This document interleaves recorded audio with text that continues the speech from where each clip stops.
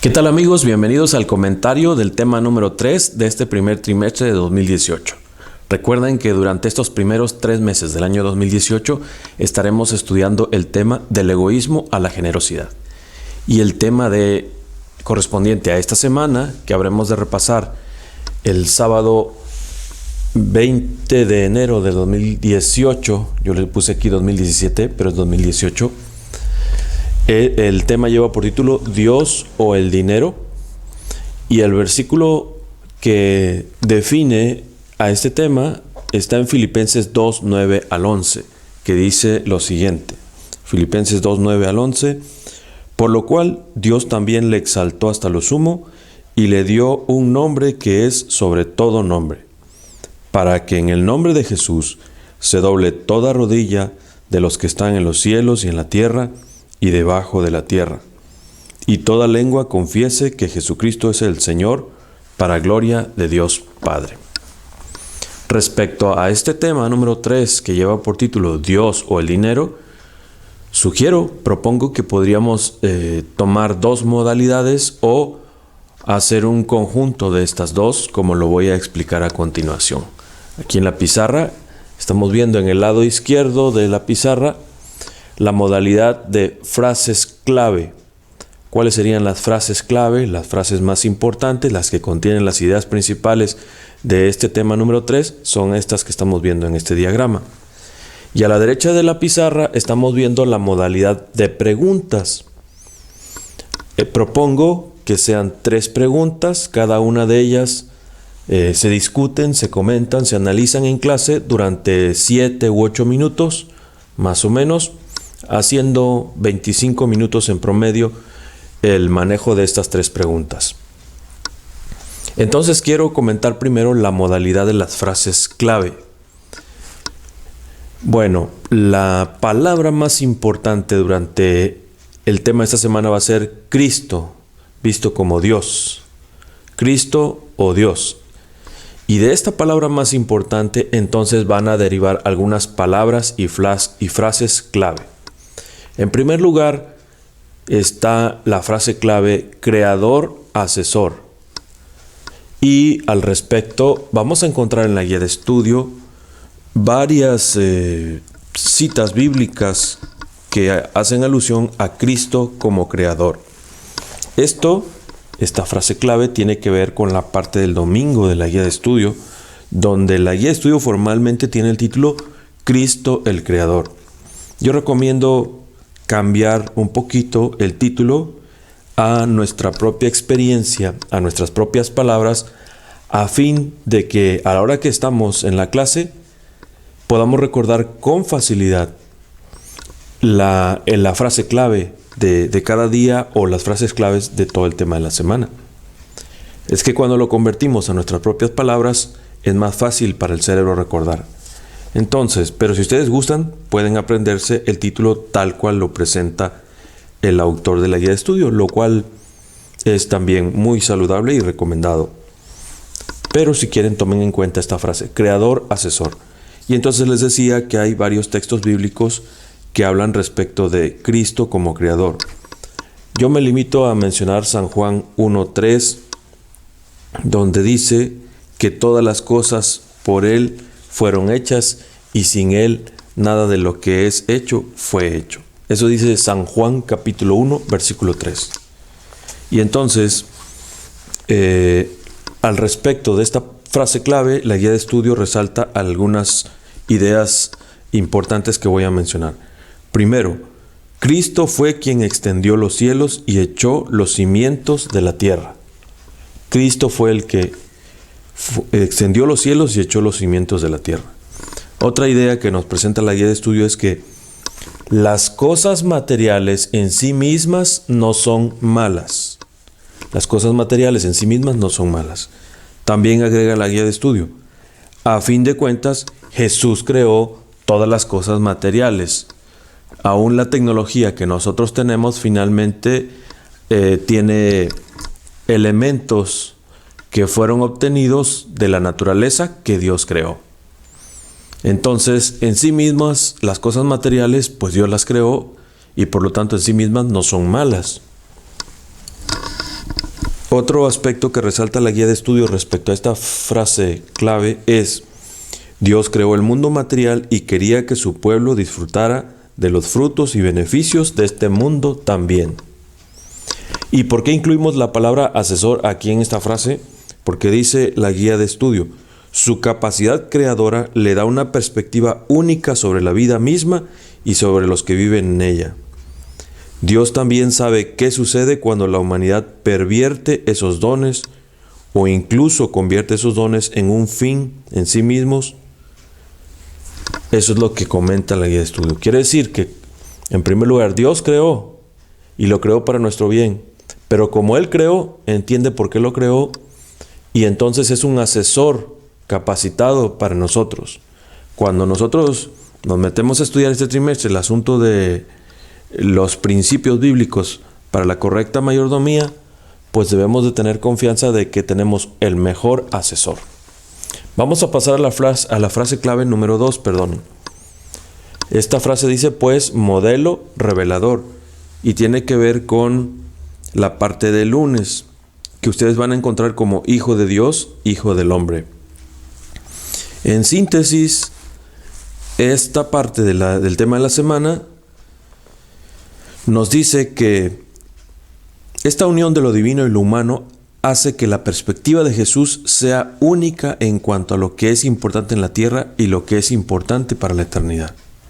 También dice la guía de estudio, en Jesús vemos dos misterios por el precio de uno. La pluralidad de personas dentro de la unidad de Dios, es decir, Dios Padre, Dios Hijo, Dios Espíritu Santo, y la unión o asociación de la deidad y la humanidad en la persona de Jesús. Dice la guía de estudio también, Jesús vino a este mundo y fue para mostrarnos cuán amoroso y cariñoso es Dios. Jesús reveló el verdadero carácter de nuestro Padre Celestial. Por eso Jesús es el modelo. Y al ser el modelo, Jesús es el revelador de las intenciones del carácter de Dios. Dice aquí, la guía nos recomienda leer Mateo 19, 16 al 22, donde encontramos el caso del joven rico. Y la conclusión de esta lectura dice que pues el joven se fue triste porque tenía muchas posesiones después de que Jesús le dijo, anda, ve y vende todo lo que tienes y dalo a los pobres.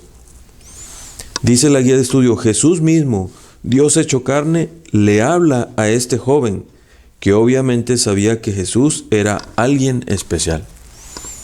Entonces, Jesús es un modelo de lo que es Dios, del carácter de Dios, y nos revela el carácter de Dios. Por eso recomiendo leer Juan 10:10, aunque no está en la guía de estudio. Voy a leerlo, voy a buscarlo. San Juan capítulo 10, versículo 10, dice lo siguiente. El ladrón no viene sino para hurtar y matar y destruir. Yo he venido para que tengan vida y para que la tengan en abundancia. San Juan 10:10. Les aclaro que este versículo no está en la guía de estudio, pero me parece que reafirma lo que el autor de la guía de estudio está queriendo decir, que Jesús es de confianza. Jesús no solamente es un discurso, sino Él mismo vino a modelar los principios de la mayordomía entre nosotros. La siguiente frase clave es que Jesús o Cristo es nuestro aval y nos mostró las intenciones de Dios. Y al respecto leímos varios textos bíblicos, o vamos a leer, ¿verdad? Si ustedes apenas están estudiando. Por ejemplo, Colosenses 1:13. Colosenses 1:13, déjenme encontrar el texto bíblico. Dice lo siguiente: el cual nos ha librado de la potestad de las tinieblas y trasladado al reino de su amado Hijo. Bueno, la razón por la que este versículo está en asociación con esta frase clave o con este tema, este tópico dentro del tema de la semana, es porque van a encontrar ustedes ahí otros textos bíblicos que demuestran que Jesús ha pagado todas nuestras deudas y de esa manera se convierte en nuestro aval. Dice la guía de estudio, en forma de pregunta, lee cada uno de los siguientes versículos y enumera de qué nos ha salvado Cristo. Y entonces ahí aparece Colosenses 1:13, Aparece Primera de Tesalonicenses 1:10, Primera de Pedro 1:18 y otros 3 versículos más, de los que se dice, por ejemplo, que nos ha librado de la potestad de las tinieblas, nos libró de la ira venidera, nos ha rescatado de nuestra vana manera de vivir, nos libró de la muerte eterna, nos redimió de la maldición de la ley. Entonces Jesús, al pagar todas esas deudas, se convierte en nuestro aval solidario. Y al mismo tiempo nos muestra las verdaderas intenciones de Dios hacia la humanidad, como lo dice la guía de estudio. Dice aquí, su interés supremo es redimirnos. Esto revela su perspectiva hacia la humanidad y especialmente muestra lo mucho que Jesús valora el hecho de tener una relación con nosotros. Como se pueden dar cuenta, la actitud, el carácter, el sacrificio del Señor Jesús nos muestra las intenciones de Dios. Esto es lo que podemos comentar respecto a esta frase clave. Ahora, otra palabra que aparece en el tema de la semana es la palabra celoso o Dios celoso, esto en la parte del miércoles. Y empieza hablando del caso de Faraón. Dios le declaró a Faraón, porque yo enviaré esta vez todas mis plagas a tu corazón, sobre tus siervos y sobre tu pueblo, para que entiendas que no hay otro como yo en la tierra. Y entonces el autor de la guía de estudio nos dice, ¿qué quiso decir el Señor cuando dijo que no hay otro como yo en toda la tierra? Yo respondí, yo puse la respuesta, mi respuesta, ¿verdad? Pienso que le estaba aclarando a Faraón que él no era como los dioses que Faraón conocía y adoraba. Y la guía de estudios sigue diciendo, aún para el intelecto más aguzado, para la mente más poderosa y altamente educada, este ser santo debe permanecer siempre vestido de misterio. Dice también, Dios piensa, recuerda y actúa de modos que no comprendemos. Y luego vamos a encontrar varios textos bíblicos también que nos explican cómo somos diferentes nosotros respecto de Dios. Primero de Samuel 2:2, Salmos 86:8, Isaías 55:8 y 9, Jeremías 10:10, Tito 1:2. Tal vez valdría la pena resaltar Isaías 55:8 que dice, mis pensamientos no son vuestros pensamientos. Entonces Dios es diferente de nosotros. Entonces este Dios, dice la guía de estudio, tiene que competir por el amor y el afecto de los seres humanos. Tal vez por eso dice que es un Dios celoso, según Éxodo 34:14. También encontramos en Éxodo 20, donde Dios dice, porque yo soy Jehová tu Dios, fuerte, celoso, que visito la maldad de los padres sobre los hijos. Entonces Dios es celoso en el sentido de que se ve en desventaja compitiendo contra dioses falsos. Y entonces Él es celoso en cuanto que hace el esfuerzo de ganarse nuestra simpatía y aceptación. Y especialmente si hemos hecho un compromiso con Él, pues todavía es más cuidadoso, interesado, esmerado, o como dice aquí, celoso, porque conservemos esa amistad con Él. De esa manera, de ese modo, es que Dios es celoso. Y la última frase clave, pues la plasmé así como nuestra soberanía. Y tiene que ver con la parte del jueves de la guía de estudio, donde dice el verdadero sentido de propiedad. Yo pues convertí el título a mis propias palabras y puse la palabra soberanía o nuestra soberanía. Y busqué en el diccionario de la Real Academia Española lo que significa la palabra soberanía y dice la cualidad de ser soberano. Pues entonces fui a buscar lo que significa soberano. Y dice que ejerce o posee la autoridad suprema e independiente. Dice así entonces, que ejerce o posee la autoridad suprema o independiente. Eso es lo que buscamos los seres humanos. La autoridad suprema o independiente. Buscamos soberanía. O la guía de estudio dice el verdadero sentido de propiedad. El sentido de propiedad. Nosotros creemos que somos dueños de todo, que somos la autoridad suprema e independiente cuando basamos nuestra seguridad y confianza en las cosas materiales, en nuestras posesiones. Pero eso no es lo que recomienda el Creador, el Revelador, el que se sacrificó por nosotros. Dice la guía de estudio: cuando los cristianos pensamos que somos los dueños absolutos de nuestras posesiones, creemos algo contrario a lo que enseña la palabra de Dios. Y dice también la guía de estudio: Dios, no nosotros, es el dueño de todo. Nosotros somos meramente forasteros y arrendatarios. No somos más que sus mayordomos. Y en la parte final del día jueves dice: el hecho de que Dios sea el dueño y nosotros seamos los mayordomos exige una relación en la que Él pueda usarnos en la preparación para el cielo y para beneficio y bendición de los demás. Así queda entonces definida nuestra soberanía. No hay tal cosa como una autoridad absoluta e independiente en nosotros. Solamente somos mayordomos. El que tiene la autoridad absoluta e independiente es Dios, porque Él creó, Él redimió a través de Cristo, el Señor Jesús. Entonces nosotros somos solamente mayordomos. Esta perspectiva cambia nuestra apreciación de las cosas materiales. Nos perfila una forma de conducirnos y de reaccionar, de actuar respecto a las posesiones y a los bienes materiales en esta tierra. Ahora, pasemos a considerar la modalidad de las preguntas. En la modalidad de las preguntas hay los mismos asuntos que en las frases claves, pero es otra forma de conducir el repaso. ¿Cuál es la pregunta número 1 que propongo? Sería así: ¿cuál es la solución de fondo y efectiva contra el egoísmo? Respecto a esta pregunta no vamos a batallar mucho, en un minuto lo resolvemos. Tal vez podemos divagar un poco, considerar otras opciones, pero debemos concluir que la solución definitiva, efectiva y de fondo es el Señor Jesús, Cristo. Cuando lo contemplamos a Él, comprendemos su accionar, sus motivos, sus acciones, su devoción hacia la humanidad. Devoción en el verdadero contexto no es que Dios nos rinda a nosotros alabanza, sino devoción en la admiración que nos tiene, el amor que nos tiene.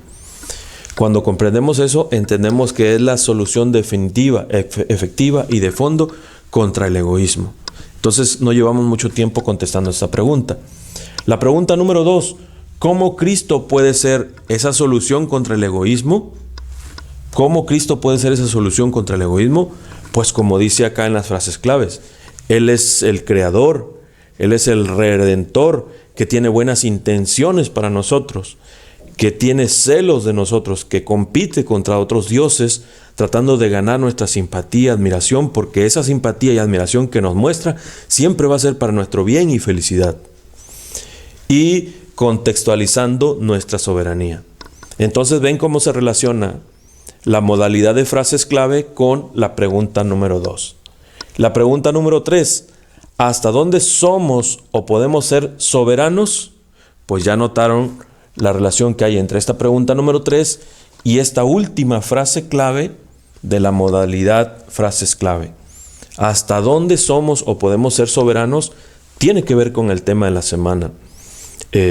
Como ya vimos, no podemos, el diccionario de la Real Academia Española nos decía que soberano es el que ejerce o posee la autoridad suprema e independiente.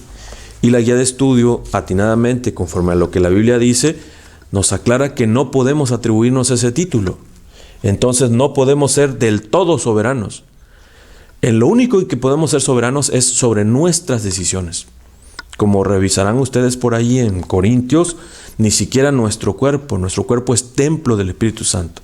Y Ellen White, en el libro El Camino a Cristo, dice que Cristo con su sacrificio compró todo lo nuestro, nuestra voluntad, nuestros sentimientos, nuestro razonamiento, toda nuestra fisiología.